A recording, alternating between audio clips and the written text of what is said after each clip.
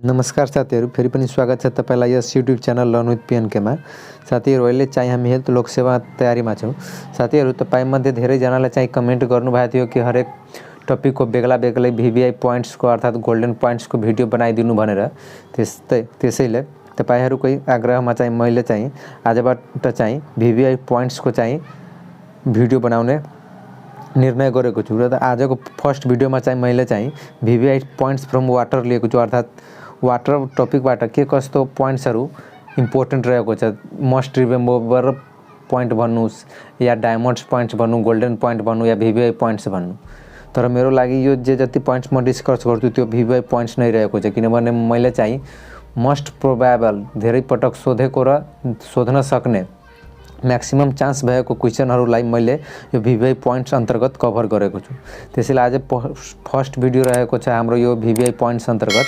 र यो फर्स्ट भिडियोमा चाहिँ हामी वाटर अन्तर्गतको भिभिआई पोइन्ट्सहरु डिस्कस गर्ने छौं, अर्थात वाटरबाट के कस्तो क्वेशनहरु मोस्ट प्रोबेबल छ र सोधिसकेको छ भन्ने र चाहिँ हामी भिभिआई पोइन्ट्समा राखेका छौं।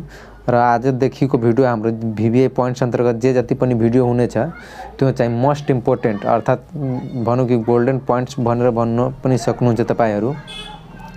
त्यसैले हाम्रो आजदेखिको भिडियो भिभिआई पोइन्ट्स अन्तर्गतको सबैभन्दा इम्पोर्टेन्ट भिडियोहरु हुनेछ।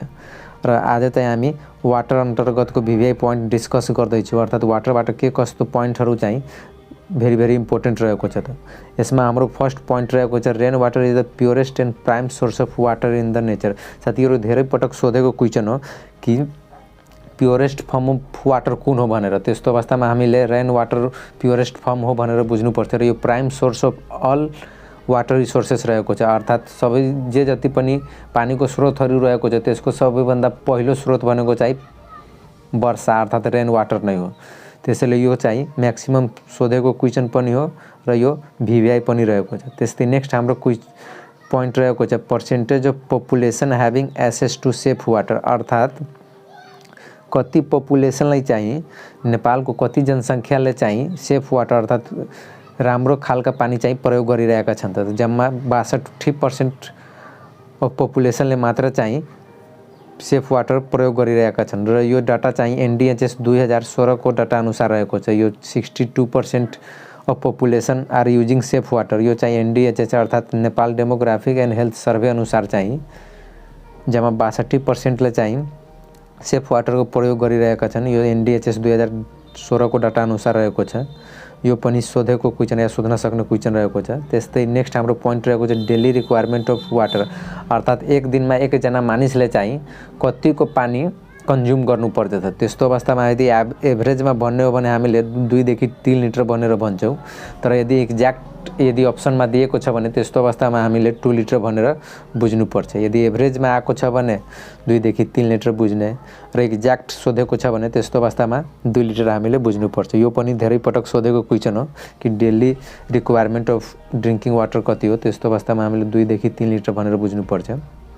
त्यस्तै नेक्स्ट हाम्रो रहेको छ single person requires 150 to 200 litres of water in a day for all domestic purposes specially in urban areas, अर्थात शहरी क्षेत्रमा भन्ने हो भने एकजना मानिसले चाहिँ एक दिनमा चाहिँ 150 देखि 200 लिटरको आवश्यकता पर्दछ आफ्नो दिनभरिको काम गर्नको लागि।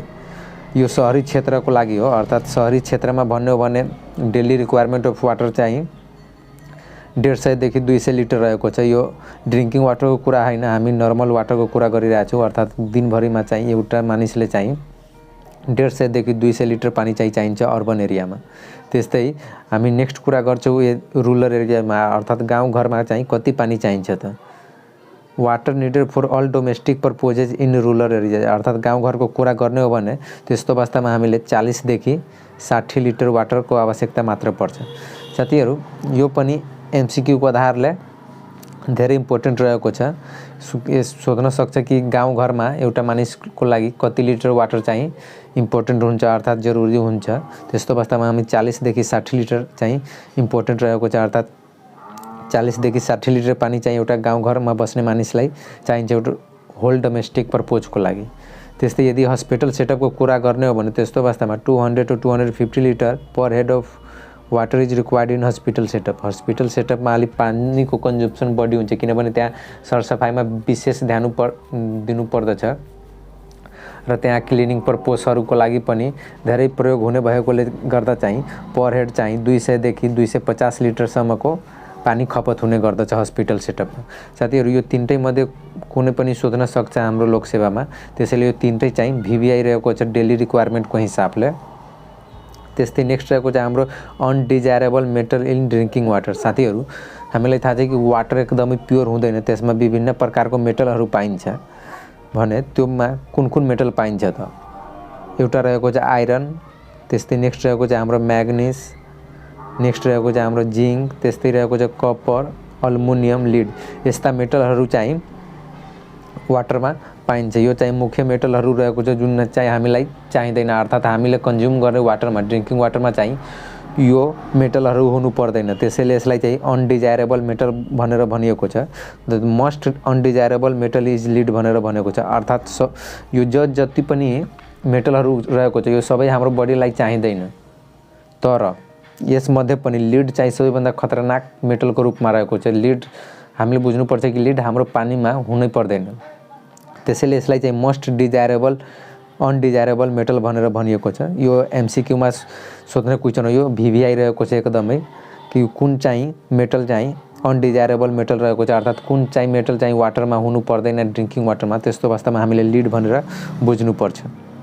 त्यस्तै साथीहरू नेक्स्ट पोइन्ट रहेको चाहिँ हाम्रो 82% अफ वाटर कन्टेन्ट इक्वलाई एकर्डिङ टु NMICS, अर्थात् NMICS अर्थात् नेपाल मल्टिपल इन्डिकेटर क्लस्टर सर्वेको रिपोर्ट अनुसार चाहिँ 82% अफ वाटर सोर्स कन्टेन्ट इक्वलाई, अर्थात् नेपालको जे जति पनि पानीको स्रोतहरू रहेको छ त्यसमध्ये चाहिँ 82% सोर्समा चाहिँ इकोलाईको कन्टामिनेसन भेटिएको छ, अर्थात् इकोलाई पाइएको छ 82%, 82% वाटर सोर्समा।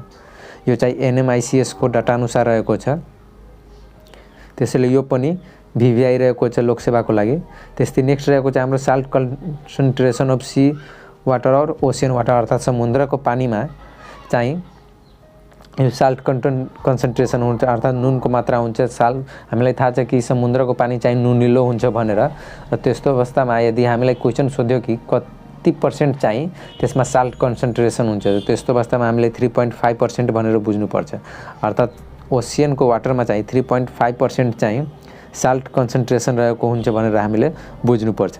त्यस्तै नेक्स्ट पोइन्ट रहेको चाहिँ हाम्रो VVI river water is most likely to be contaminated, अर्थात् सबैभन्दा बढी कन्टामिनेट वाटर सोर्स हुने भनेको चाहिँ रिभर हो, किनभने रिभर चाहिँ ओपन हुन्छ र रिभरमा साथीहरू अहिलेको समयमा यदि भन्नुभयो भने कन्टामिनेसन कम भएको छ पहिलेको भन्दा, किनभने पहिला चाहिँ डेफिकेसन गर्नको लागि गाई भैँसी धुनको लागि चाहिँ नदीको प्रयोग गरिन्थ्यो, नदीमा गएर गाई भैँसीहरू धुने गरिन्थ्यो। आजकल यो ओपन डेफिकेसनको चाहिँ प्रब्लम छैन, तर पनि यो क्याटलहरू चाहिँ सफा गर्ने, लुगाहरू सफा गर्ने चाहिँ गरिन्छ नदीहरूमा।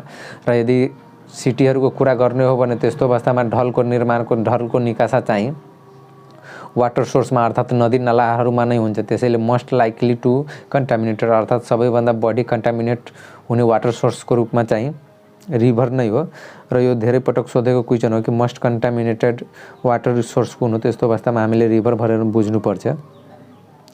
त्यस्तै यसमा नेक्स्ट VVI क्वेसनको यदि हामी कुरा गर्छौँ भने रहेको चाहिँ हाम्रो most desirable temperature for drinking water, अर्थात् हामीले जुन पानी प्रयोग गर्छौँ खानको लागि त्यसको टेम्परेचर चाहिँ कति हुनुपर्छ त एभरेजमा। यहाँ फरेनहाइटमा भन्नुपर्दा 40 देखि 50 डिग्री सेल्सियस हुनुपर्छ, अर्थात् 40 भन्दा कम पनि हुनु भएन र 50 भन्दा बढी पनि हुनु भएन। यो चाहिँ डिजायरेबल टेम्परेचर रहेको छ। र यदि हामी सेल्सियसको कुरा गर्ने हो भने 5 to 10 डिग्री सेल्सियस हुनुपर्छ। फरेनहाइटमा चाहिँ 40 देखि 50 डिग्री फरेनहाइट र सेल्सियसमा भन्ने हो भने 5 देखि 10 डिग्री सेल्सियस चाहिँ हुनुपर्छ त desirable temperature of drinking water.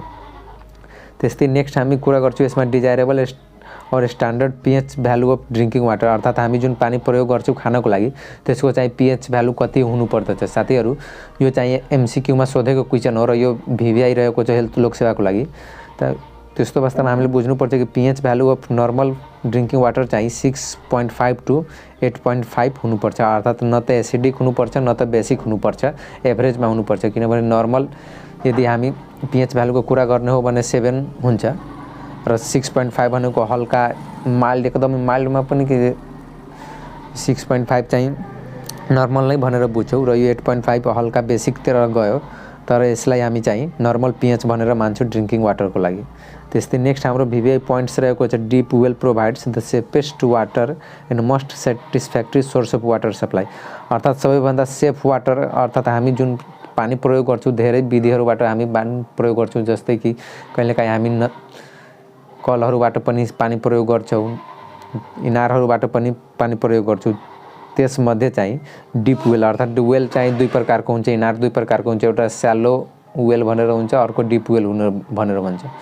र यदि यो स्यालो र डिपलाई हामी डिफ्रेन्सिएट गर्ने हो भने इम्परभियस लेयर भनेर हुन्छ, अर्थात् फर्स्ट इम्परभियस लेभलभन्दा माथि यदि पानी छ भने इनारमा त्यसलाई हामी स्यालो वेल भनेर भन्छौँ र फर्स्ट इम्परभियस लेभलभन्दा तर यदि पानी छ भने त्यस्तो अवस्थामा त्यसलाई हामी डिप वेल भनेर भन्छौँ। डिप वेल चाहिँ वाटर सोर्समा सबैभन्दा सेफेस्ट वाटरको सोर्सको रूपमा रहेको छ। यो चाहिँ हामीले खाना प्रयोग गर्न सक्छौँ र मोस्ट सेटिस्फ्याक्ट्री अर्थात् सन्तोषजनक रहेको छ। अर्थात् डिप वेल चाहिँ सेफेस्ट पनि रहेको छ र सन्तोषजनक पनि रहेको छ खानेपानीको लागि अर्थात् सोर्स अफ वाटर सप्लाईको लागि। त्यस्तै नेक्स्ट हाम्रो रहेको छ डिस्टेन्सको कुरा, अर्थात् वाटर सप्लाईको डिस्टेन्स कतिको हुनुपर्छ त sanitary well should be located not more than 100 metre. अर्थात् स्यानिटरी वेल अर्थात् डिप वेलको कुरा हामी गर्छौँ किनभने सेफ वाटर त्यसमा पाइन्छ, त्यसैले स्यानिटरी वेलको पनि आफ्नै क्राइटेरियाहरू छ साथीहरू, त्यो क्राइटेरिया तपाईँ हेर्नु होला। र यहाँ हामी कुरा गरिरहेको छौँ यदि स्यानिटरी वेल छ भने त्यस्तो अवस्थामा त्यो चाहिँ हाम्रो रेसिडेन्सबाट 100 मिटरभन्दा बढी टाढा हुनु पर्दैन, अर्थात् 100 मिटरको हाराहारीमा हुनुपर्दछ maximum and not less than 50 metre र 15 मिटरभन्दा नजिक पनि हुनु भएन। नर्मली हामीले कति बुझ्नुपर्छ त 15 मिटरभन्दा कम हुनु भएन र 100 मिटरभन्दा चाहिँ बढी हुनु भएन। अर्थात् फिटको कुरा गर्ने हो भने हामीले 50 फिट चाहिँ लिन्छौँ, अर्थात् 15 मिटर चाहिँ 50 फिट हुन्छ भनेर हामीले कन्सिडर गर्छौँ नर्मलमा एभरेजमा।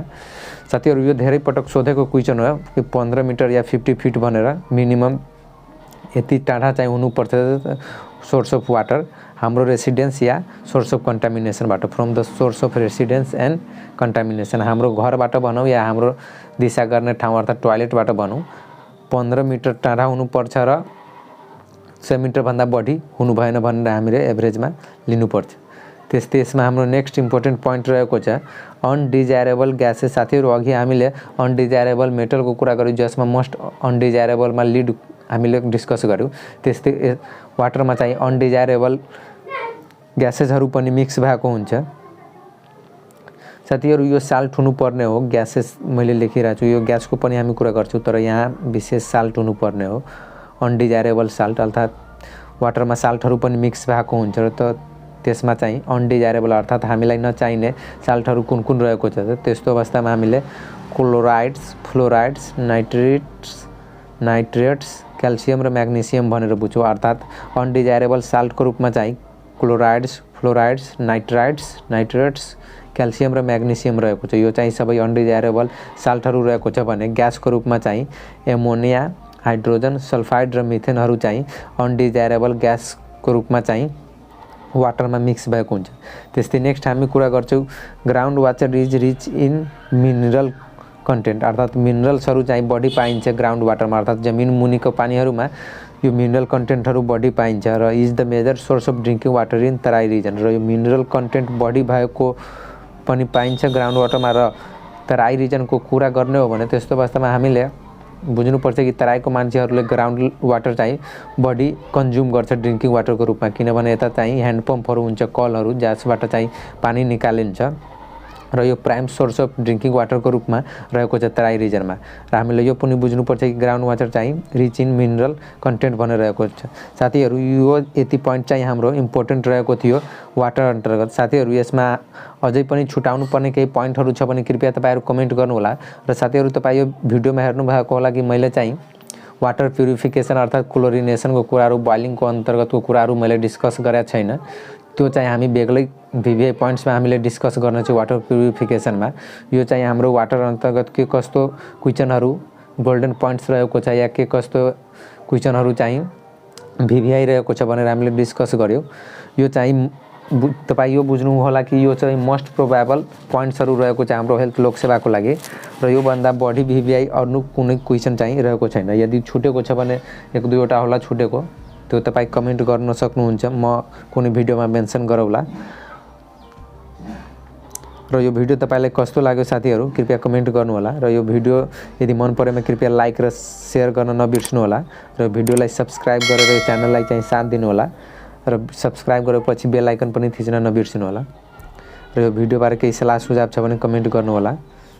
एन्ड लास्टमा चाहिँ थ्याङ्क्स फर वाचिङ।